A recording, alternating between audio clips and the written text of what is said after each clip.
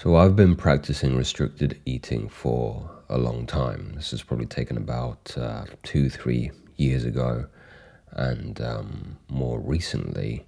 But I don't want to be disingenuous when I say that it's not just a consequence of calories in, calories out. There are macros, which are really, really important in respects to acquiring similar, not too dissimilar physiques. This is an example of a macro or micro factor, I think it's called, the app, breakdown on what I would eat in a typical day. And this would be a surplus. You can kind of see here in the top left-hand corner, I think that's at the end of the day here, of what I would be typically consuming whilst fasting, but still be in that surplus. So you can see I break fast at 1. Got some scrambled eggs, got some salmon, feta. That is a beautiful omelette, by the way. You can also put some chilies in there, some tomatoes. Because the calories are very inconsequential, I usually don't count them. And then I usually follow it up with some whey protein, but also some collagen peptides, which, by the way, is a very underrated supplement. We typically discard all the bones and ligaments and other bits and pieces from our meal, and collagen peptides are a wonderful way to get them back into our diet whilst also getting our protein up.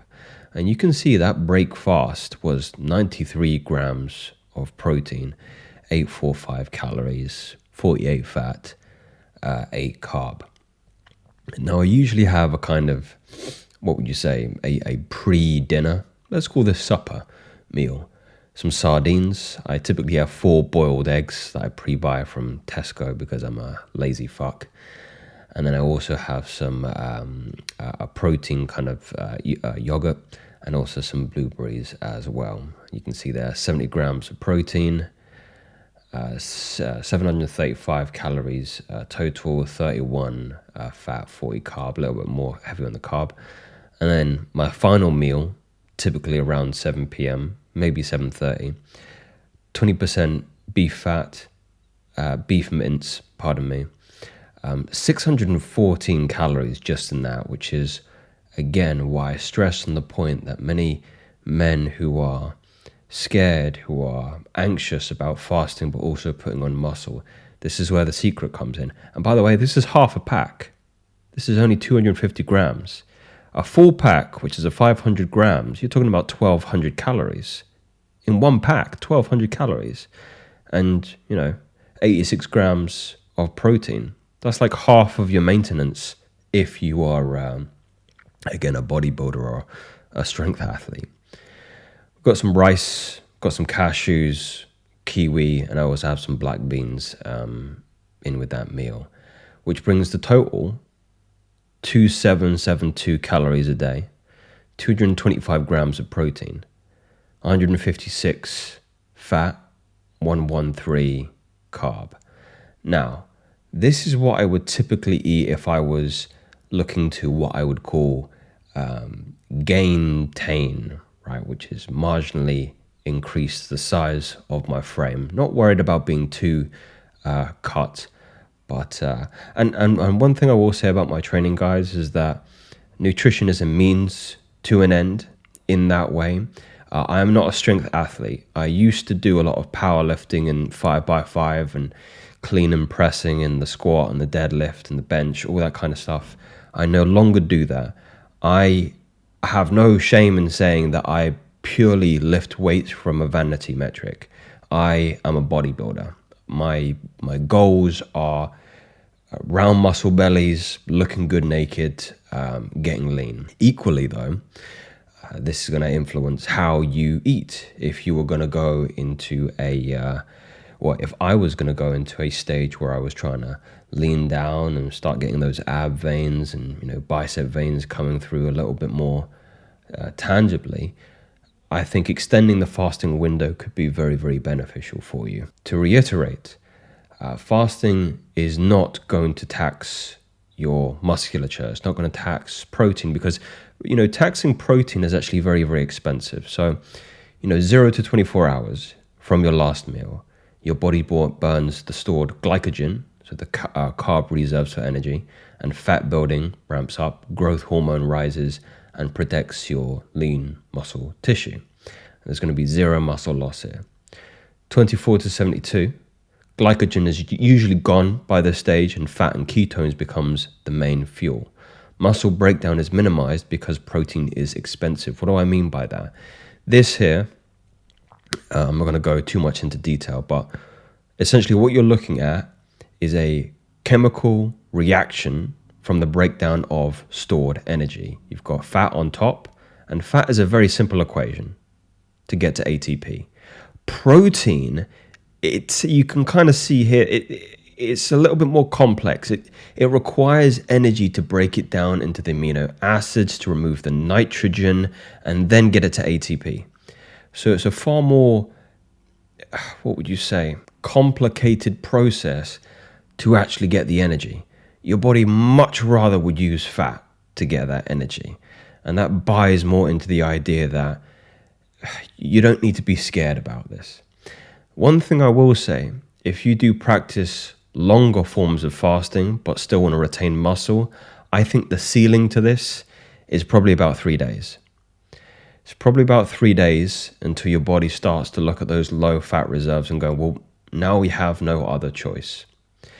Now, I will do these longer fasts very sparingly, maybe once every quarter, once every 3 months. I did want to take a moment and take a pause because there were some questions that some of you had that I was finding I was answering ad nauseum. What is breaking a fast? All you really need to know is that when you spike insulin, or a better way to say it is when you spike your metabolism, you knock yourself out of a fasting state. So coffee with milk, this is going to spike your insulin. Milk has lactose in it, which is essentially sugar, and it's going to get an insulin response. Same thing with a protein shake. Even some of the aspartame and pseudo sugar supplements in diet soda or Diet Coke or whatever you're drinking will promote a insulin response in the body. The safest options, water, black coffee, black tea. These will not spike an insulin response. I will say just be careful with some tea because that might provoke that metabolism response. What is insulin? It's essentially a conversation your body is having with itself, which is we've got nutrients coming in, stop breaking down fat, stop recycling the old cells, switch back to let's start to store this energy that's coming in and growing. And this is your metabolism. Still, there will be some aversions to this. I can't fast because I get lightheaded, dizzy, weak. There is an adaptation lag to this. For example, if you've been used to eating every few hours, your body's glucose supply chain is going to have a sense of familiarity. It's going to be very, very constant. But when you suddenly stop, insulin falls, glucose dips, before your body is efficient at switching to fat and ketones for its primary fuel source. If there's a mismatch there, you're going to get dizzy and you're going to get brain fog. I'll tell you a little story. I used to always train in the evening, actually late at night. And the only reason I did that was because I still had a 9-to-5 job. Well, it was actually 8 to 4. I would do my 8 to 4, come back, maybe have something to eat, do my 6 to 9, work on my business, and then I would be in the gym at 10 and I'd finish up at 11, 11:30, drive home, bed by 12. When I switched to going in the morning and I started fasting, those first 2 weeks were hell. I was dizzy, I was lightheaded, I felt like I was really, really weak, but it was just an adaptation lag. There's some other bits and pieces as well, such as low insulin makes the kidneys dump sodium and water, which can make you really, really dehydrated. So it's really important you have some water with some electrolytes. I used to get some pink Himalayan salt and just sprinkle that in there, and that sorted me out no problem. You also need to consider that equally, you're going to have less fluid volume and low blood glucose, which is going to make your blood pressure go down. So in that way, your body has to go through a calibration, find its new normal. I can tell you, all these, let's take this picture in the gym. there's no food in my belly here. I'm empty. There's nothing in me. This is probably like 7 a.m. in the morning, 6:30, maybe 7 a.m. But you wouldn't be able to tell. I look full. I look round. I look, forgive the lack of modesty here, very, very capped, very, very full. Like I've just had a nice big carbohydrate meal. I'm empty. There's nothing in me whatsoever. I really believe if you're looking for that kind of lean, bodybuilder look, but also, mentally, I wanted to be very, very sharp. I wanted to be very, very on. I kind of, and I'm just thinking on the spot here, a body and a mind that is parallel to, performing well physically, but also mentally. I really think you can't look past some form of intermittent fasting or OMAD, 1 meal a day, with some of the macros that I've kind of, outlined here. And again, you can amend this. I mean, you can take out some excess fat like the cashews, or maybe, you could take some of the cheese out if you wanted to be in the kind of cutting phase, or if this is too much for you.